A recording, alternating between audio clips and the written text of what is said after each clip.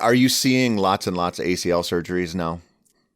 Yeah, and so if I would say probably one of my biggest pet peeve concerning issues in the sporting dog world is ACLs and Labradors, and I think it's at epidemic proportions, and I don't say that in with as a hyperbole. I really believe that, and I think the problem is that nobody's being held accountable for it, right?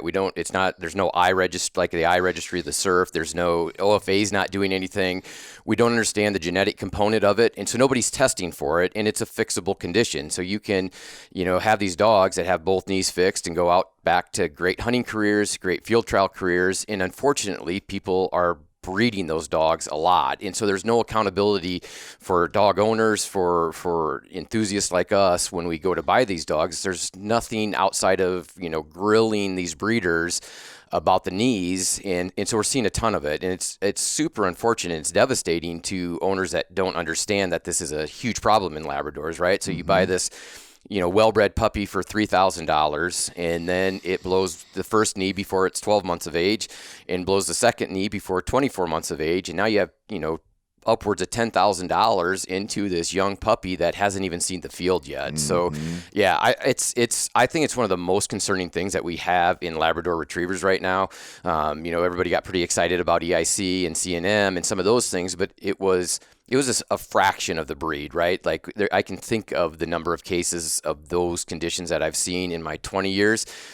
The ACL deal is daily. I mean, it's a lot of what I do in practice, and there's nobody's doing anything about it. And I don't have a good solution. I think outside of, self accountability, if people start saying, hey, I have dogs, these dogs have ACL injuries, they've had TPLOs. I don't see a way to get in front of it until people start forcing breeders to get in front of it. And I should back up. I don't think people are doing this maliciously. Mm-hmm. I think they think, oh, my dog's knees are fixed and he's hunting, so I'm going to continue to breed him. But I think there needs to be that education, and it's going to have to come from, puppy buyers and, people like you and me saying, I'm not going to buy dogs from you with a history of ACL injury in the line. Yeah. So is the problem with this, I know it's partially genetics, it's partially the bloodlines, but isn't it also any dog could randomly go out there and blow out an ACL? And so is it kind of one of those things they're looking at going, well, we don't know. Is there kind of a see no evil, hear no evil thing? Well, so I think the problem is that you certainly can have an injury that occurs just out in the field, right? And so you have that athletic injury that occurs, and people use that as your excuse, right? Well, any dog can tear their ACL. The problem with labs is that we're seeing, these young, fit dogs that are tearing them before they even see the field. Mm-hmm. And so that's where that problem is. There's this predisposition, and there's been a lot of work done. And the problem with the genetics of it is it's not, one gene or one factor. And so it's hard to have that test, because I think we see a couple of different things, right? We have these dogs that tear them very young, and those dogs probably have a collagen disorder, something where that ligament's not being built correctly. For a while, there was a theory that potentially there's this autoimmune type of component. So those joints get inflamed. It may just be isolated to the knee. It's not true autoimmune disease, and so you have that cruciate sitting in this vat of inflammation, and you kind of have that frayed rope theory. Mm-hmm. So that over time it does that, and then you have the obesity problem and the athletic injuries, and so there's all these different categories. It's the young athletic dogs that are tearing both of them early in life that I think we need to get in front of, and I think those are the ones that are being dismissed as, well, any athletic dog can tear their cruciate, so that's probably what occurred in your situation, when it's not. I mean, there's clearly that dog was built incorrectly from a genetic standpoint, and because we don't have the testing, because we don't have the databases, I think everybody's kind of given themselves a free pass to continue to breed dogs that have had ACL injuries. So the onus of responsibility, if you don't want to deal with that, is, do your research, ask about the parents, grandparents, who's contributing to these litters, because those dogs, this is you say a few things that keep getting that bring more to the table. So you mentioned the obesity thing, Yep. and you're talking about prime age, young dogs not dealing with the obesity thing yet, that are out Right. there that should be built to handle all kinds Yeah. of wear and tear, and they can't do it. So there's something in the manufacturing process that isn't adding up. Exactly. And it's dogs, I just had a conversation with a trainer and asked, are we pushing dogs too soon, too early? Are we causing it? And it's dogs that haven't been to that level yet, right? Yep. Like they've never had the chance to push because they've from the get-go are having problems with those knees. And it can be very athletic looking dogs. Like it breaks my heart when someone comes in with this just really nice looking, not obese, well proportioned young dog, and those knees are just thick and inflamed. And I just know that I'm ruining their day in potentially seasons. Where I'm saying, hey, we're gonna have to do surgery and you're gonna miss this season, and it's just devastating to people. And I've had a number of clients that, they haven't been able to get their dog in the field until the dog was 3 years old. And I just couldn't imagine that. Yeah, that's rough. When you see those dogs come in, and you mentioned for a while they thought it might be an autoimmune thing going on there, and there's obviously a lot of inflammation going on. Is any of this, is it just tied to how these dogs are built? Or is there any component of this that's, what you're feeding them could be causing some inflammation, or is that just not the case? Yeah, so I do think that feeding's important. Nutrition's vitally important. A huge part of my career has been based around that because I truly feel it's the one thing we do every day that impacts that dog today, tomorrow, 6 years from now, and particularly in that first year of life or 2 years with sporting dogs. And so I do think you have that class of dogs that, there is some owner responsibility as far as, how they mismanage the feeding early in life. And so if I was a dog breeder, and when I give these seminars, I say this all the time, I would not have a health guarantee because so much can be done by that puppy owner in the first year of life that essentially is out of my genetic control. And so if I was a dog breeder, I would be very transparent that I'm doing all of the testing. I'm only breeding very good specimens to very good specimens. I'm doing my best to produce for you the best possible puppy. But you have to know that you're taking on a living creature that you can do a lot of damage to and cause a lot of problems with. And so, you have that 10-week-old puppy that, Billy Bob's letting jump out of the bed of the truck right away. And now he's got, elbow dysplasia at 3 years of age. Yeah. Well, was that my breeding program, or was it the fact you let him jump out of the truck every single morning during his whole development? And the same with knees and hips and things like that. We have these dogs grow too rapidly. And so, I harp on people having these young growing dogs on large breed growth formulas because they're designed to build young athletic skeletons. Mm-hmm. And so you have people feeding, a performance product to a young dog because it's going to be a performance dog, and that dog can grow too rapidly, get too big. And so it doesn't mean that they necessarily are going to get fat. And I think that's the part people miss, is that it's like throwing fuel on a fire. And so you get these 100, 120 pound labs that look athletic. Well, we know that those dogs were not designed to be that big. Yep. And so something's got to give.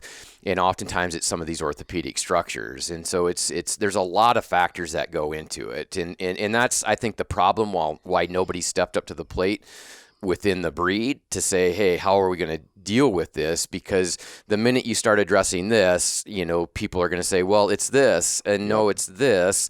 And it's actually all these things together. Yep. And that's where I think the education has to come in. But it's a devastating situation. And I say that it's fixable. These dogs still have careers, but on an individual owner, individual dog basis, it is devastating. These dogs, we hope, have 10 good seasons, and if we take 2 or 3 of those away because of an orthopedic injury, that's 20-30% of that dog's performance life that we've taken away from them. And that's where I think the problem lies, is that we have to start putting pressure on those producing puppies and producing these dogs to do a better job. Mm-hmm. So let's back up a hair here and talk about, because you said something about puppies, and I see a lot of the sort of the marketing built around puppy formulas. It's talking about DHA and brain development and omega-3s and 6s good stuff for dogs in one kind of development, but you're talking about people, giving a puppy a large breed formula that's juicing up their growth a little bit, and they're No, so the opposite. So the large breed puppy formulas aren't juicing. It's when people don't give them the large breed puppy formulas that's juicing. So the large breed puppy formulas have some of those bells and whistles for brain development, things like that. But the root of that formula is lower calcium and vitamin D to slow the joint growth down, slow bone growth down, so that we don't end up with some of these developmental orthopedic diseases. And that's the point that people miss. And so they think, okay, if I feed an adult formula and I just feed less and keep that dog at an appropriate weight, most of those formulas are going to have excess amounts of calcium for that large breed growth formula, or for that large breed dog or that athletic dog. And I think it's a misnomer to even label them large breed formulas. So even my 25-pound field bred cocker, I fed the large breed growth formulas because I wanted to slow bone and joint development. And so one of the pushbacks people give is, I don't want a miniature dog. I don't want them to be too small. And it's not what they were designed for. They're built to allow that dog to get to the weight it was genetic programmed to be in a slow, controlled manner. And so the big component of those is actually the calcium and vitamin D in that bone and joint development is the big thing with those large breed growth formulas. And if you look at those bags, they say that, they're not designed for pregnant or, nursing females. They're specific to large breed formulas versus, like an adult formula will say all life stages. And I think what people miss is just because something is okay for all life stages, it doesn't mean it's optimal. And so the large breed growth formulas are optimized to ensure you can do the best you can by that dog as far as its growth and development. That makes sense. When you mentioned these 120 pound labs, and I feel I'm curious of your take, because you've been in this, you've been a vet a long time, and you've been plugged into this scene a long time. Do you see people still really pushing for the great big labs, thinking, I got to have something that can bring a goose back, or do you see that changing a little bit? I do think it's changed a little bit. I don't hear that as much. There was that time, and not that many years ago, when the black hoodie mafia goose hunters, they all wanted that great big dog to take their pile picks with, and I goose hunt, so I need to have that big dog. And so that was a problem for a while, and I do think it's dissipating. I think what's happened is people understand that those dogs break down in a hurry, and so it may be cool for years 1, 2, and 3, but then that dog starts having orthopedic issues, particularly if they upland hunt with that big dog at all. And so I think it's a trend that we're seeing go away a little bit. Thankfully. Yeah, I was curious because I feel kind of the same way. It doesn't feel like that long ago where that was the thing. Everybody wanted a giant. I look around out there, and we've had Alex Brittingham on here before, and she runs that little Jack Russell, and she's got a Jack Russell that'll bring you a goose, right? And that's in my cocker ken as well. And that's 25 pounds, and so which is incredible. Let's talk about you and I when we were chatting the other day. We got kind of on this topic of feeding dogs, and really how sort of out of tune a lot of pet owners are with what a sporting dog should look like. And I told you, I took my dog in, I don't know, a month ago for her annual checkup, get a couple shots and whatever. And I was talking to my vet about it. And she said, I asked her, I said, how many dogs come in here that are obese? And she said 40 to 50% now. And she just kind of offhandedly remarked, she said, I don't think people know what a dog's supposed to look like anymore. Like what the proper size, proper in shape. And so people are going to be listening to this and they're going to go, okay, well, what's a dog supposed to look like? Can you kind of break that down? Yeah, absolutely. And it's funny that you mentioned that. I commented it to my staff and the veterinarians this week. I feel like we've had, a ton of dogs that look like whiskey barrels.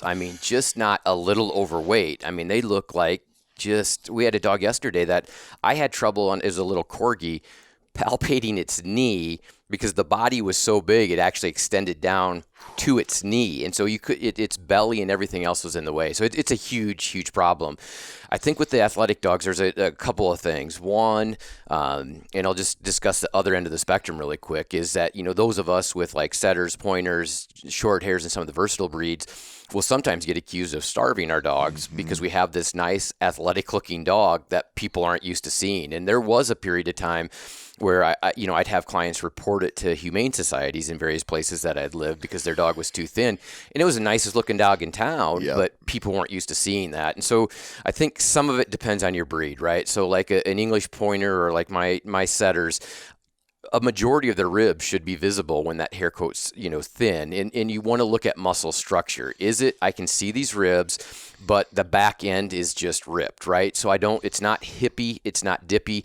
And so you can see the top of those pelvic bones, just the start of them, but then you don't want it to dip down in the back. And so if you have a very ribby dog that then is hippy in back, that's going to be a dog that's too thin. And so that ideal dog is going to be, like with the pointing breeds, is going to be very ribby with a well-developed rear end and basically really good glute muscles and thigh muscles and things like that. So you want to see the tops of the hip bones and then a lot of muscle. And so as those hips start disappearing and the ribs start going away, we're going to start having those dogs, they're going to start getting too heavy. And so a heavy pointer is different than a heavy lab. And so on the lab side of things, especially you get a dog with a really nice glistening coat, I like to see the last two ribs of those dogs. And so, if we talk about Goldens, you're going to have to get your hands on that dog, and just very easily, you should be able to feel that rib. If you're having to push through fat at all to feel those last couple of ribs, the dog's too heavy. And one of the things they'd say is, put your thumbs on the spine, and where you can reach with your fingers,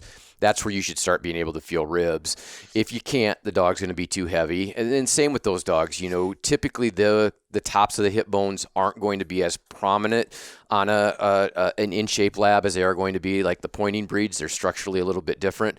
But again, you want that good musculature. And so it's getting your hands on the dog. It's very easy if you just visually look to say, oh, he's, if you have an overweight dog, oh, he's lost 10 pounds and maybe he's put on 5 pounds. And so it's feeling that dog. Is he well muscled? Are you seeing and feeling the ribs, the bones? What do the hips look like? And those are my two guides. If the dog starts getting hippy, we're getting too thin. If the ribs start going away, we're getting too heavy. Mm-hmm. And that, so this is a moving target for people where there's two things going on here I want to talk about with you. So this is, we think, okay, well, I give my dog a cup and a half in the morning, a cup and a half at night, or I feed my dog 2 cups at night, or however your feeding program is. And we do that on January 10th, and we do it on April 15th and September 17th.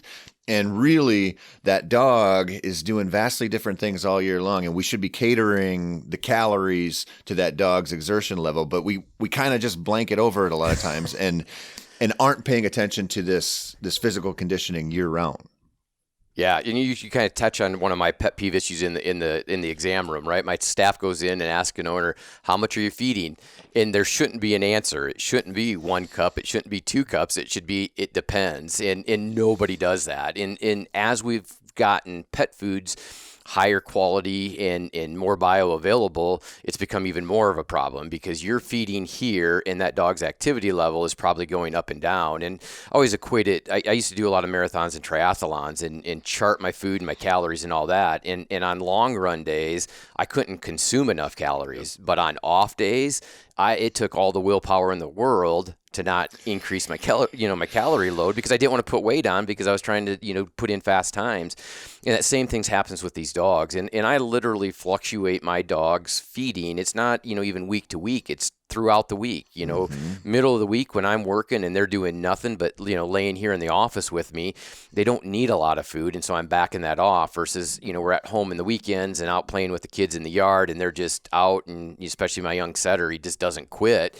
He's going to need more calories. And then you start talking hunting season and they're going to need even more. And, I've had dogs over the years that their feeding amounts may range from like a cup total in the off season to 6 cups on a 3-day Western, grouse hunt. And so it's again, keeping hands and eyes on that dog's condition and feeding to it. And then once you kind of get that in that ballpark, knowing, do I need to up it? Do I need to back it down, based on their activity level, and kind of getting to know your dog. Stool's a good indicator, if they're, producing too much or looser stools, one of the first things I think about is, are we overfeeding that dog?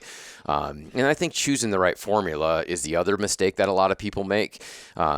We have a lot of these retrievers that, if they're truly waterfowl dogs or hunt test dogs and things like that, their length of activity and their output isn't as big as people think. But we have these diets that are all labeled performance diet, and we certainly all want to say we have a performance dog, and so we assume we need to feed that. And I think it's, I almost feel like it's watering plants. People think if they put that performance diet in their dog, it's going to make them a performance dog, and that's not the case. Those diets should have probably been named, high energy diets or hard work diet. It's not necessarily performance. It's meant for that dog that's working 4 or 5 days a week for hours on end, not 20 or 30 minutes at a time. And so, with these high quality foods that we have, a maintenance diet for most working hunting dogs is going to be ideal, and just fluctuate the amounts, right? If you're a weekend warrior, feed more on the weekend when your dog's eating or working more, and then feed less during the week, and stay with that maintenance. We see a lot of these dogs on these performance diets, and then we struggle with obesity because they require such a small amount to maintain a normal weight. And there's other problems that can develop with that. But I think it's finding that formula where you can adequately feed your dog to keep a good body condition.